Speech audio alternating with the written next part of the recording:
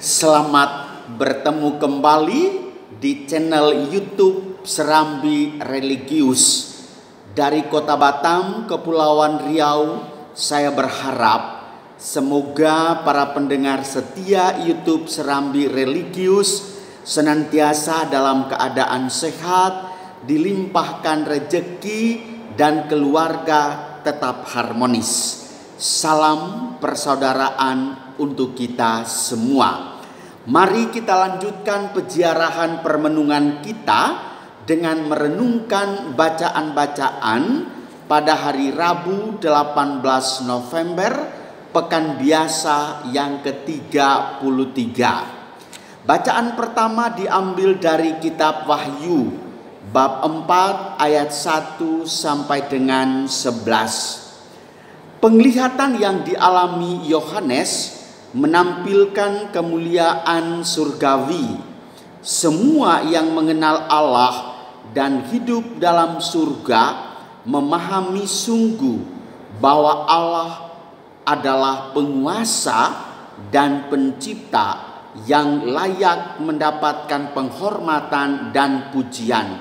Dengan demikian, ibu bapak saudari-saudaraku yang terkasih, kalau kita mencari pujian, kalau kita mencari kemuliaan diri kita, maka kita tidak pernah akan sampai kepada kesempurnaan hidup dalam versi manusia. Kalau saya mengatakan soal kesempurnaan hidup dalam versi ilahi, berarti kita tidak akan mencapainya itu, kecuali ketika dunia akhir kita masuk ke dalam rumah Bapa di sorga. Tetapi saudara-saudariku yang terkasih, ketika kita masih berada di dunia fana ini, kita berada dalam konsep dunia, maka kesempurnaan kita juga dimengerti dalam tatanan manusia. Dan hanya kemuliaan Allah, orang Latin mengatakan bahwa sesungguhnya kemuliaan hanyalah milik Tuhan. Saudari-saudara umat Allah yang terkasih, bacaan Injil yang akan kita renungkan diambil dari Injil Yesus Kristus menurut Lukas bab 19 ayat 11 sampai 28. Karena begitu panjangnya bacaan Injil, maka saya membacakan secara singkat. Pada waktu Yesus sudah dekat Yerusalem, orang menyangka bahwa kerajaan Allah akan segera tampak. Maka Yesus berkata, ada seorang bangsawan berangkat ke negeri yang jauh untuk dinobatkan menjadi raja. Sesudah itu baru ia akan kembali.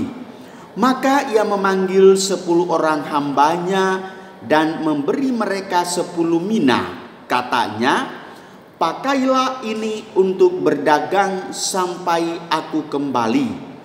Akan tetapi orang-orang sebangsanya membenci dia, lalu mengirimkan utusan menyusul dia untuk mengatakan, kami tidak mau orang ini menjadi raja atas kami.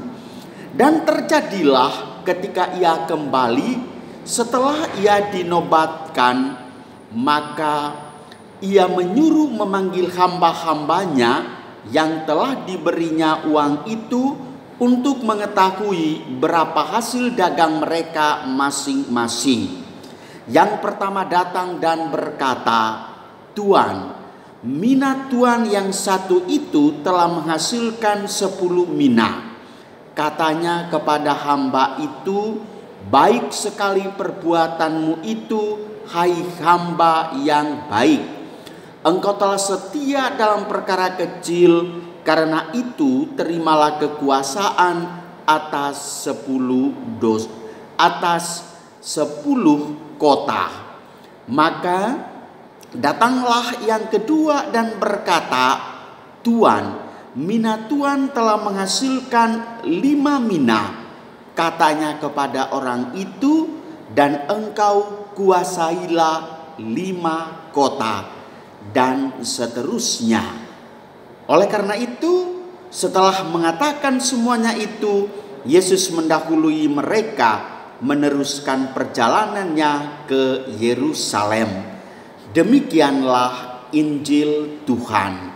Terpujilah Kristus. Saudari-saudara umat Allah yang terkasih dalam Yesus Kristus, berpikiran jelek, berprasangka buruk terhadap orang lain dapat menimbulkan berbagai persoalan dalam hidup pribadi maupun bersama. Dalam bahasa Latin, istilah para filsuf dalam filsafat teologi, ada istilah yang mengatakan bahwa a priori dan a posteriori. A priori artinya kita menilai seseorang berdasarkan pola pikiran kita. Sedangkan a posteriori artinya kita menilai seseorang berdasarkan realitas lapangan. Fakta yang ada di lapangan itulah yang menjadi nilai untuk menjatuhkan vonis atau hukuman ataupun pujian kepada seseorang. Mengacu pada bacaan Injil, sesungguhnya pihak ketiga adalah dikuasai oleh prinsip a priori. Di dalam pikirannya tertera catatan-catatan negatif.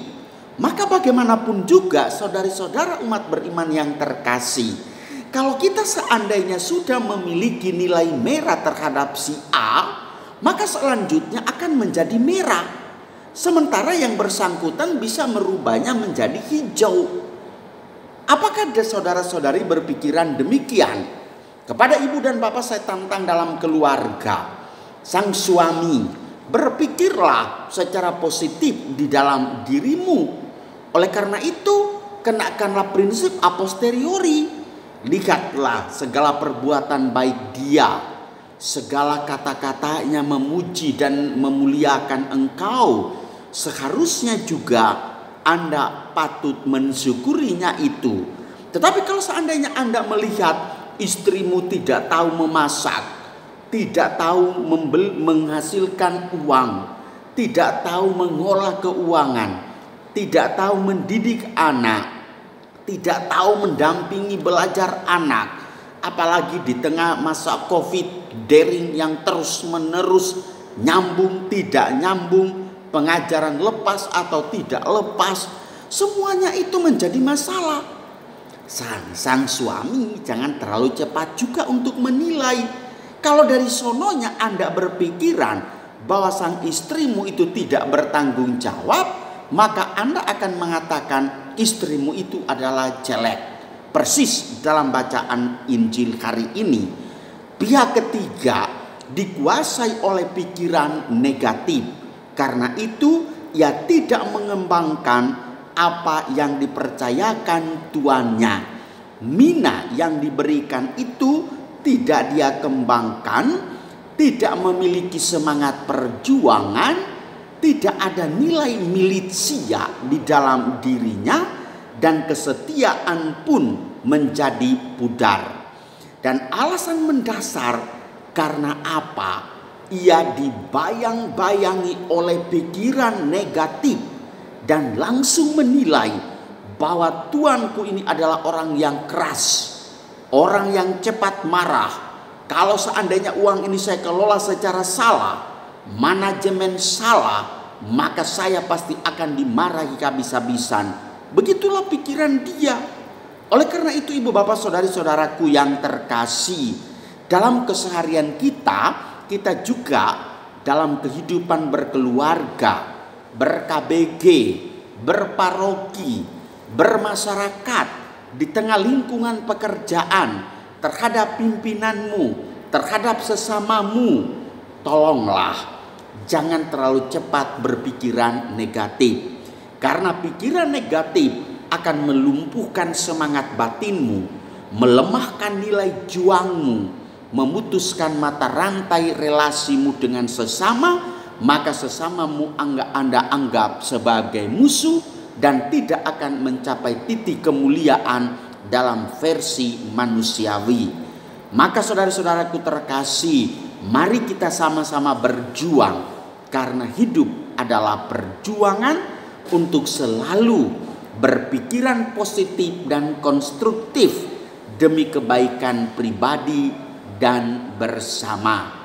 Bonum Commune, kesejahteraan bersama berawal dari pikiran positif.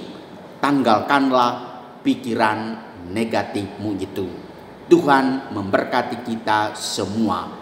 Allah yang Maha Kuasa memberkati saudara-saudari sekalian, Bapa, Putra, dan Roh Kudus. Amin.